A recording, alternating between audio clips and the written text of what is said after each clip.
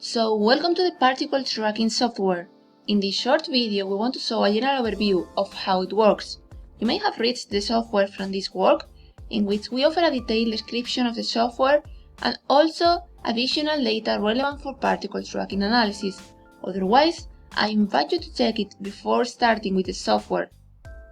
So this software has been developed at the University of Castilla-La Mancha in Spain using the latest version of EuroScript.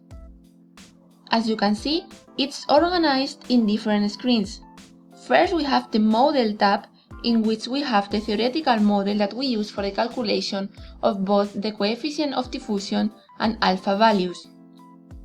This part of the screen is interactive, so we can play with different lag times, different coefficient of diffusion, and different alpha values, and see what would be the results in the MCD versus lag time graph. If necessary, you can also change the color of the trajectories. Then we have the Simulation tab, in which we can play with the lag time and also with the noise of the particles, and we can see what would be the result in this with these simulated particles. And then we have the main parts of the software, in which we can visualize and analyze our sample. So here in Tracks tab, we just have to load our Excel file containing our raw data we have obtained in particle tracking experiments, namely all the MCDs, the mean square displacements. In this step, it's important to remark that loaded files must have a specific format in order to, let's say, be understood by the software. So it's necessary to first adapt your raw data to the specific required format, and then you just have to select it here and load it. But to make it easier and also to show which is the required Excel format, we also have some loaded examples. So for instance, we select this example, okay, and we can download it if we desire, for instance, for checking the Excel format. So we select download. As you see, the Excel file is composed of two different sheets that must be named this way. The first sheet includes all the MCDs and also these columns that must appear with these names. Then we have a second sheet here that includes this data that you may also copy or maybe adapt to your own parameters. These are the parameters that we normally use. So in any case, imagine you already have your Excel file prepared. You can ask the team if you have some question about how to do it. So once you have your Excel file, we go to the software and we just have to load it. In this case, as it's the example, we can do it directly. Okay, so I select this example, load tracks. Right, so we have to select which video we want to visualize in this screen. In this short example, we have two videos, so I select, for example, this one. Okay, and here we have all the particles in that video. The red line, you can see in the graph, this line is a kind of prototype particle that is based on the median of all the particles in that video.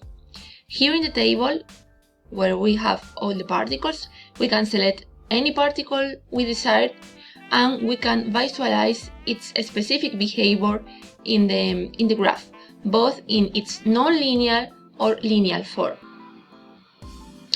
We can also select here or maybe type our lag time. For instance, we normally work with lag time of 1 second.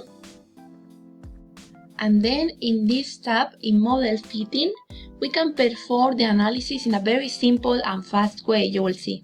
So we select, for instance, linear, and all the videos, you can select which video we want to analyze. Right. So here we have the option to add a second, like an additional lag time to obtain further diffusion parameters. And here we have integrated a screening tool for the screening of erratic trajectories, and this tool is based on a novel approach for the screening that we have proposed. It includes a combination of error square parameter and residual values.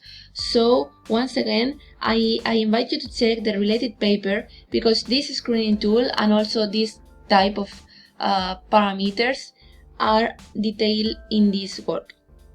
And you will understand why I am selecting, for instance, these values for the screening. Right, we can also eliminate trajectories with alpha values, for instance, above 1 or 1.1, in case we have any, which may be due to some flow channel in the sample. Okay, so let's do the analysis. So we select fit models, and it says it may take long, but in fact, with long it refers to, you see, question of seconds or minutes, nothing to do with hours and hours that it takes to do it manually. So here we have our results. As you can see in this table, we have the alpha value, the coefficient of diffusion, and we have further diffusion parameters that are further explained in the related paper. We have also error measurements.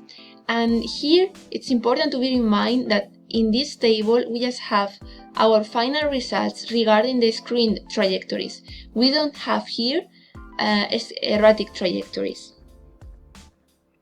Under this table we have a group of histograms which are useful to know the statistics behavior and the heterogeneity of our sample. We have here, you see, different histograms regarding each parameter that appears in the table. Right. And last, if we go to this tab, model selection, we have a kind of summary. We have a summary of all the main diffusion parameters and their error measurements.